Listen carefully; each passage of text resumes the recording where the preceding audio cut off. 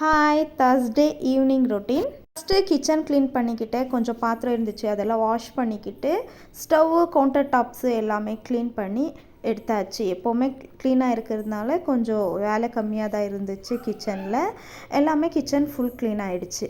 Next பெட்ரூமில் bedsheets எல்லாமே முதல்ல எடுத்து வாஷ் பண்ண போட்டு பெட் கவர்ஸ் எல்லாமே எடுத்து அதுவுமே வாஷ் பண்ணி போட்டதுக்கப்புறமா நெக்ஸ்ட்டு பெட் கவர்ஸ் எல்லாம் போட்டேன். நான் எல்லாம் க்ளீன் பண்ணதுக்கப்புறமா நெக்ஸ்ட்டு கொஞ்சம் துணி இருந்துச்சு, மடிக்கிற துணி எல்லாமே அதெல்லாம் மடித்து கபோர்ட்ஸில் எடுத்து வச்சுட்டதுக்கப்புறமா வீடை கூட்ட ஸ்டார்ட் பண்ணியாச்சு.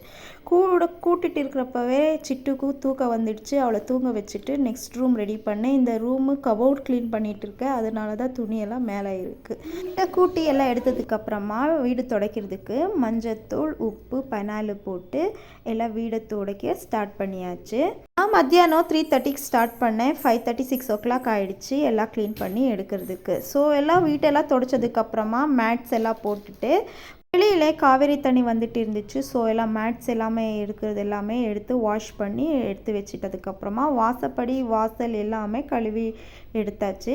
வாஷ் பண்ண மேட்ஸ் எல்லாமே காய வச்சுட்டேன். ஸோ நாளைக்கு பொட்டாசி வெள்ளிக்கிழமை எல்லாமே இன்றைக்கி எல்லாமே க்ளீன் பண்ணி எடுத்தாச்சு.